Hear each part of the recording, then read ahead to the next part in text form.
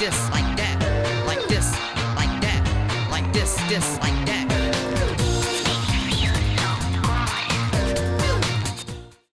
Eh bien, bonjour tout le monde, on se retrouve pour une toute nouvelle vidéo de No Limits 2 et quel bonheur de se retrouver avec cette fois-ci non pas un coaster mais un Flume Ride. Et oui, c'est extrêmement rare d'avoir un Flume Ride comme ça dans No Limits 2. Alors ce que je trouve dommage, c'est que nous avons pas fait un petit parc à la con, vous savez, avec des petites allées, etc. pour essayer un petit peu de mettre en abîme, mettre un petit peu plus d'enveloppe à notre merveilleux Flume Ride qui est pourtant bien thématisé, hein. Regardez, il y a quand même 2-3 belles choses. Bref, on va pas chercher midi à 14h, on va tout de suite embarquer dans notre merveilleuse bûche, voilà, qui est de l'autre côté. Parce que visiblement, je pense que ça va être long, hein, le temps de faire le tour de l'attraction. Il y a, je pense, de quoi dire, c'est pas aussi rapide qu'un coaster. Ah, il a fait, ok, des portillons vraiment comme dans un coaster. Bon, évidemment, pour que ça fonctionne, ce genre de choses, généralement, ce qu'ils font, c'est qu'ils font une base, si vous voulez, d'un coaster existant. Je pense qu'il y a de grandes chances que ce soit un petit bobstick coaster Garslober qu'on peut retrouver par exemple à Walibi Belgium avec Tiki Waka ou notre merveilleux Van Helsing Factory à Movie Park Germany. Vous voyez un peu le délire, donc le genre de façon de un petit peu de s'y prendre. Allez, on va embarquer là-dedans. Vous savez quoi, vu que j'ai pas trop confiance mine de rien en ces petits portillons, on va aller comme ça s'installer directement dans la bûche. Alors par contre, ce qui est un petit peu dommage, c'est qu'on le tout est un petit peu gâché par le 0 quart du Flume. Alors c'est dommage, on ne peut pas mettre une petite caméra. Avant, je crois qu'on avait la possibilité d'avoir une caméra qui était vraiment directement en front de la bûche. Alors on va accélérer un petit peu le pas, histoire quand même d'y voir peut-être un petit peu plus clair sur ce qui va se passer. Alors oui, quand tu veux, merci bien. Ah merde, on va se mettre un 1. Bon, par contre, on n'a pas cette impression qu'à une bûche, vous savez, d'orloter un petit peu de gauche à droite. Là, on a l'impression que ça roule tout seul. C'est un petit peu dommage. De l'extérieur, le Flume est vraiment très très joli. Mais en on-ride, j'ai l'impression que ça allait quand même beaucoup moins. Je sais pas pourquoi. Ah, d'accord, ok, c'est les roues de friction que vous entendez, hein, en fait, si vous voulez, je pense, du coaster qui est calqué sur ça. Bon, c'est un petit peu dommage qu'on entend ce genre de bruitage. On s'en fout un tout petit peu de ça. Même, je pense, on s'en fout clairement. Bon, ce truc est un petit peu... Le Flume est un petit peu bizarre parce que j'ai l'impression qu'à un moment, il y a des montées et des descentes. Vous voyez, le canal est censé être parfaitement droit ou légèrement en pente si on veut créer davantage de courant ou si on a un long canal où on n'a pas la possibilité de faire trop de courant. C'est ce que les anciens Flume font comme technique. Mais maintenant, voilà, les Flumes plus modernes, ça dérange personne. Une pompe et c'est parti, hein. Mais il y a des Flumes qui fonctionnent sans pompe, hein, faut le savoir. Enfin, pas sur tout le layout, mais sur certaines parties qui fonctionnent sans pompe. Ah non, alors attention, sans pompe pas de remontage, hein, mais juste de courant additionnel si vous voulez. Et généralement, voilà, quand un canal est très très long pour donner davantage de vitesse, on met le canal légèrement en pente. Voilà, par contre, non mais c'est quoi ce truc? Qu'est-ce que c'est que ce délire? Et j'ai l'impression d'avoir vu une zone de frein. Bon, la théma me fait vaguement penser à Splash Mountain. Je dis bien vaguement, hein, parce que Splash Mountain, c'est pas du tout ça. Mais un petit peu dans cet esprit de, voilà, d'un virage comme ça, juste au-dessus de la grande descente. On a ça, hein, et puis on a toute une partie rocher. En fait, si vous voulez, le splash final se fait un petit peu en sous-sol. Alors vous voyez effectivement le splash final comme ça des allées du parc. Mais voilà, donc c'est à l'air libre. En fait, si vous voulez, la descente est à l'air libre. Mais par contre, pour ce qui est de la zone là qui est au niveau du splash, elle est à l'air libre. Est couverte, si vous voulez, avec une couche de théma, de la roche, etc. Et ça ressemble beaucoup à ce qu'a fait Disney's World. Pas que Disney's World, évidemment. On a 3 autres parcs Disney, ou 2, je crois, ouais. Non, plus 2 parcs Disney qui possèdent également un Splash Mountain. On va peut-être accélérer un tout petit peu. C'est vrai que c'est un petit peu rare de parler d'attractions aquatiques dans le Limits 2, tout simplement parce que vous n'avez pas l'habitude de le faire nativement dans le jeu. Vous êtes toujours obligé de tricker comme... par contre, t'aurais pu quand même mis un petit freinage. Ça fait tellement pas organique, c'est dommage. Je sais même pas si c'est un... Je serais encore une fois moins dire comme la dernière fois si c'est un passionné ou pas qui a fait cette attraction. Il y a de grandes chances que non, mais encore une fois, il y a des choses, comme je disais pour la stream Spinning Coaster de la semaine dernière, si jamais vous n'avez pas vu l'épisode avec Live Stream Spinning Coaster, n'hésitez surtout pas à aller voir, c'était plutôt intéressant, même s'il y avait beaucoup de choses qui étaient mal faites. Je pense que quelqu'un de très soigné, qui par exemple le Coasters Galaxies, pourra très bien reprendre le projet, d'une idée en tout cas d'un Ice Cream Spinning Coaster, pour le rendre meilleur, mieux modélisé, etc., etc., tout ce que vous voulez. C'est dommage en tout cas que ça n'a pas été fait proprement. Voilà, donc on est parti pour la main descente, la main drop, et c'est légèrement décevant. Ouais, c'est décevant quand même tout ça, hein. Parce que il s'est quand même emmerdé à faire tout un canal. Et je pense qu'en y prenant plus soin, davantage soin, en allant jusqu'au bout des choses, ne serait-ce que de faire un petit tapis, ça n'a rien de bien sorcier, je pense. Il s'est démerdé à faire les escaliers, à faire un toit, un tapis. Si vous mettez juste un rectangle noir qui est légèrement plus petit, où vous mettez des rouleaux sur les côtés, c'est terminé, hein. Alors en réalité, ils sont pas sur les côtés les tapis, hein. C'est vraiment, même s'il est statique, vous voyez le truc. Que là, mettre de la flotte qui est statique, enfin bref, c'est absolument moche, c'est immonde. C'est dommage qu'on n'ait pas tout ça, même ne serait-ce que mettre une pré-drop comme ça, enfin une pré-montée juste avant la drop. C'est généralement ce qu'ont les flumes traditionnels, sauf les aerodynamics, en tout cas les tout premiers flumes aerodynamics n'ont pas de tapis roulant si vous voulez avant la drop. Donc en fait, littéralement, vous avez la flotte qui passe directement là comme ça du coq à l'âne sans passer par un merveilleux petit tapis roulant pour pouvoir placer correctement notre merveilleuse bûche. Voilà, et donc du coup vous avez une cascade absolument, absolument d'enfer. Parce qu'en fait en réalité un flume classique, parfois il y a même des flumes qui n'ont pas de flotte sur leur descente. La flotte arrive généralement juste ici et puis point barre quoi. Et bon, c'est pas con parce qu'en soi la flotte c'est inutile, hein, ça ne fait pas avancer la bûche si vous voulez. C'est un rail en fait littéralement. C'est un rail enfin en fait le rail sous les bûches. Les bûches en fait ont des jeux de roues, donc une roue porteuse et des roues latérales. Et en fait si vous voulez, ben, littéralement quand une bûche est au niveau de la descente, hein, qu'il n'y ait d'eau ou pas d'eau, hein, l'eau est vraiment juste là pour faire la déco. C'est les roues porteuses qui viennent faire descendre le train du coup. Ouais, c'est plus un train.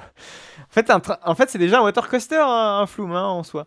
Bon, pas tellement, hein, parce qu'on n'a pas de drop, de airtime, tout ça. Enfin, si on a une drop, mais on n'a pas d'airtime, on n'a pas de virage, etc., etc. Les virages se font juste à plat, mais on n'a pas de virage à grande vitesse. Voilà, c'est ce que je voulais dire avec une inclinaison, etc., etc. Voilà, bon, une création quand même que je vous devais de vous présenter parce que quand même, mine de rien, il y a eu du travail là-dedans. C'est pas rien. Il y a eu quand même de belles petites idées. Mais on va donc passer à la création suivante, qui n'a absolument rien à voir avec un flume. Cette fois-ci, je pense que vous devez le voir. C'est donc un Blitz Coaster du constructeur Intamin. Et là, c'est un tout petit Blitz, hein, comme vous pouvez le voir. Il n'y a que 3 petits wagonnets par train. C'est tout petit. Ça me fait penser au train d'un coaster, mais vraiment un tout petit, des tout petits trains comme ça, pareil de chez Intamin. Je crois que c'est Red Force. C'est Red Force qui a des petits trains comme ça, hein. Je crois qu'il n'existe pas d'autres petits trains, en tout cas de cette taille-là, chez Intamin. Bon, les trains de Red Force sont si petits justement pour absorber, pour éviter de dégager une énergie trop importante, même si c'est déjà le cas au niveau de la zone de launch, hein, parce que là on a affaire à un launch LSM, contrairement à tous les autres accélérateurs Intamin qui eux possèdent des catapultes hydrauliques, mais Poltavantula ne voulait absolument pas de catapultes hydrauliques. En tout cas, je crois que même c'est Intamin qui ne veut plus implanter de ces catapultes hydrauliques. Franchement, c'est à confirmer, mais de mémoire, je pense qu'il y a de ça, puis aussi au niveau entretien, hein, l'entretien d'une catapulte hydraulique. Quand on voit sur Shosbako, ne serait-ce que la fiabilité de ce genre de catapulte est absolument, enfin c'est du grand n'importe quoi. Bref, c'était ma petite aparté donc pour pouvoir rider ce merveilleux coaster. Alors par contre, il a mis des visiteurs dedans, mais très honnêtement, c'est un petit peu ridicule parce que nos visiteurs ne peuvent pas monter, descendre comme le fait par exemple Coasters Galaxy. Putain, ce gros virage comme ça près de la station, ça fait clairement penser à Jurassic World Velocicoaster, dont j'ai déjà fait une vidéo sur Jurassic World Velocicoaster, enfin dont vous avez déjà entendu mon avis sur Velocicoaster dans la vidéo qui était consacrée à Island of Adventure. Donc je vous invite à aller voir si jamais vous n'avez pas vu cette vidéo. Et chose qui est plutôt sympa, il nous a fait également les capteurs. J'ai l'impression que c'est un petit pack, ces capteurs-ci, où vous téléchargez littéralement un pack de capteurs et puis ça fonctionne en plug and play. J'ai l'impression que ça a l'air d'être plus comme ça. Parce que souvenez-vous, on avait déjà un créateur il y a 2-3 épisodes de cela qui utilisait la même technique, la même façon de faire au niveau des capteurs. C'est pas déplaisant hein, d'utiliser toujours la même technique parce que visiblement ça a l'air d'être très bien fait. Voilà, par contre, ok, un top hat à la Premier Rides. Là, c'est très clairement un truc que Premier Rides pourrait nous pondre. Là, par contre, on est sur du gros virage un petit peu sans airtime. Plus accès à on time, j'ai l'impression, et G positif. À mon grand désarroi. J'aime beaucoup les on time, hein, mais vraiment de manière très bien placée. Comme sur Gold Rush, par exemple. Mais s'il n'y a pas d'airtime après ou avant, Je suis très frustré, hein. Je suis vraiment très frustré par la hang time si c'est le cas. Des petits hang time par-ci par-là, c'est très plaisant. Ok, un airtime latéral, pourquoi pas. Il y a trop de virages, il n'y a pas assez d'airtime. Faites des airtime. Regardez là, un peu de... Ouais. Ou au moins des petits EGF turn quand même. Il n'y a pas d'airtime, hein. Hop, airtime. Quand je dis qu'il n'y a pas d'airtime, j'exagère peut-être un petit peu. Enfin, j'exagère sans doute, hein, sans discuter là-dessus. Hein, j'exagère toujours. Mais c'est dommage qu'il n'y en ait pas davantage. Parce que là, on a beaucoup de moments de G. Alors, ok, on a un bel S-turn qui est plutôt sympa. Mais là, on a pareil, beaucoup d'helix, etc., etc. Après, c'est ce que j'avais peur avec Jurassic World Velocicoaster. C'est qu'il y ait un trop long moment de G. Mais finalement, c'est extrêmement bien réparti avec certains éléments. Mais il faut vraiment aller voir cette vidéo si vous voulez connaître mon avis sur Velocicoaster, qui, je le rappelle, est le gros Tintamin de Universal Studios Island of Adventure à Orlando, voilà, qui est donc très récent. Hein, je crois qu'il a 1 an à l'heure où je tourne cette vidéo. Plus si vous le regardez cette vidéo, plus que sa sortie. Mais bref, il est vraiment tout récent.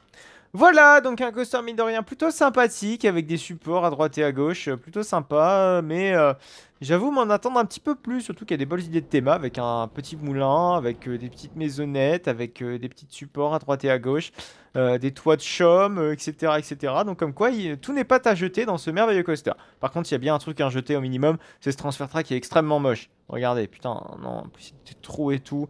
La texture est bizarre, mais pas de, je sais pas, un transfer track sous de la roche, mais de la roche qui est faite en carré.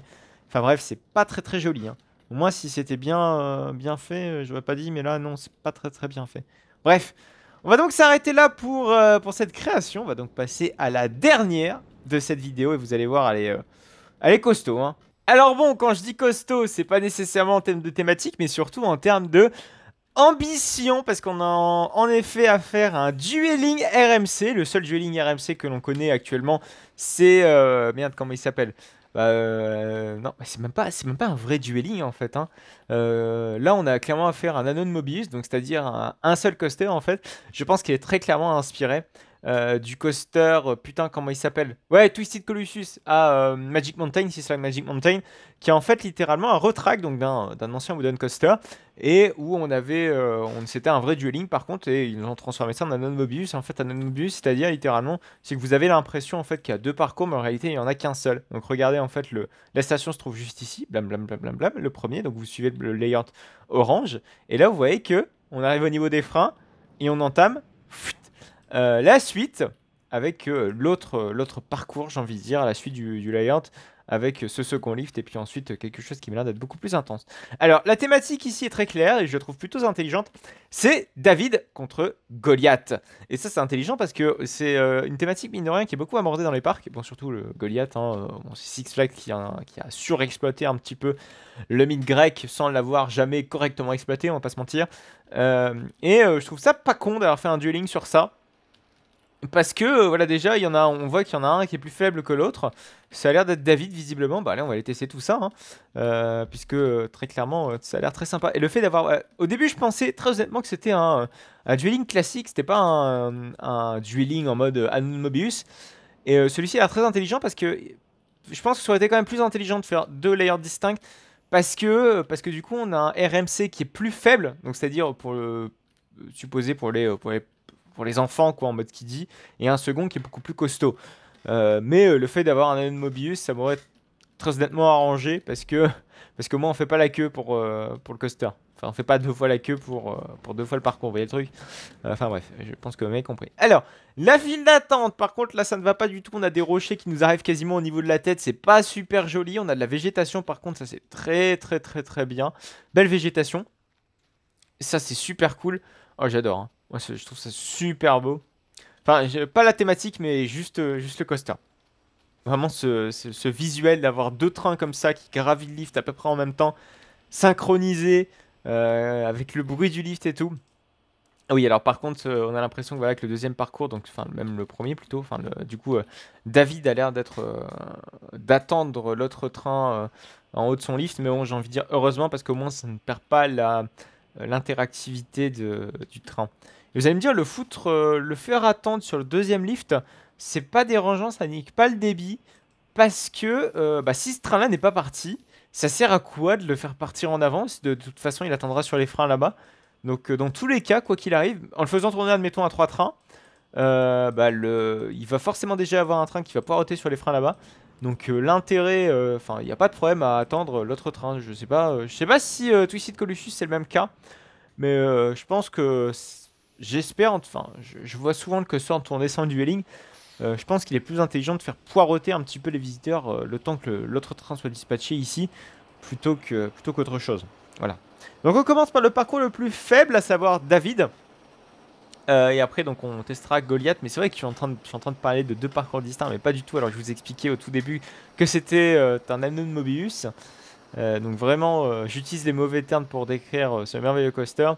Bref, je dis merveilleux, mais peut-être que le layout sera éclaté, peut-être que les bankings seront foireux. Donc c'est parti, et peut-être que l'effet dueling ne sera peut-être même pas bien exploité. Donc c'est parti. Ça a l'air d'être soft quand même. Là c'est des grands virages. C'est pas si typique de ce qu'elle a l'air faire. Ah, là on a un vrai premier airtime. Ok. Deuxième airtime. Ah, c'est pas mal cet effet, j'aime beaucoup. Ouais, alors heureusement finalement, je retiens un petit peu ce que... Ah, troisième, c'est pas fini, peut-être qu'il y a des petits bunny hops. Oui, il y a des petits bunny, ah même pas, moi, je pensais qu'il y allait avoir un peu de bunny. C'est quand même vachement léger quand même en rythme, hein. C'est beaucoup de gros virages. Et moi j'aime bien quand c'est bien rythmé, que c'est pas uniquement des virages, hein, parce que c'est vrai que j'ai critiqué le coaster qui était juste avant, l'Intamin, qui possédait des trop grands virages, des virages trop présents, et ça je suis pas... c'est clairement pas ma tasse de thé. Là, c'est tout de suite beaucoup plus plaisant. Moi, je préfère ce genre de coaster qui t'arrache bien la gueule en termes d'airtime. Et que les virages sont là vraiment pas pour rien, quoi. Et pas faire juste une énorme helix, comme pourraient le faire certains Mega Light Intamin, par exemple. Pourquoi je dis Mega Light? C'est Mega Coaster Intamin. Mega Light, c'est vraiment un type de coaster particulier, un modèle de coaster particulier, comme les Piraten à Dur Summerland. Voilà.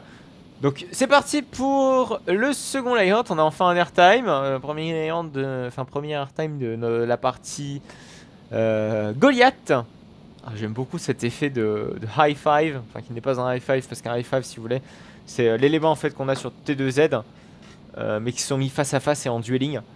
Là c'est un vrai high five. Là non, c'est pas un... Putain, c'est court. C'est quand même vachement court cette merde. Je pensais que c'était plus intéressant. C'est dommage, ça manque d'airtime, ça manque de rythme. Ça manque beaucoup d'airtime quand même. Parce que, bon, ok, il y a des éléments, il y a des inversions, tout ça. Mais, je sais pas, il m'attire pas trop. Ah, si, après, là, ici, ça m'a l'air d'être des éléments comme sur Iron Gwazi, juste ici. Enfin, les deux gros airtime comme ça en hauteur.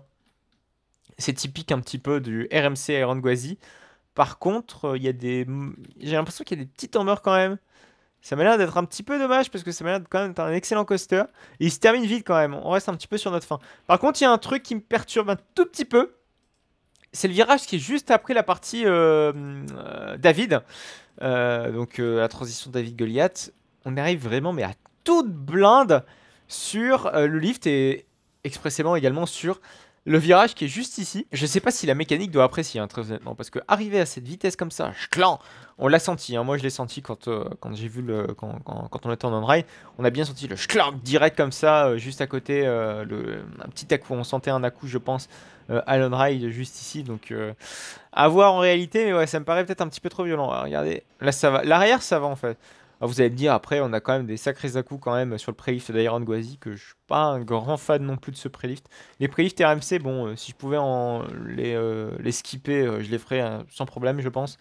Quand c'est trop violent, encore celui d'Untime, ça va.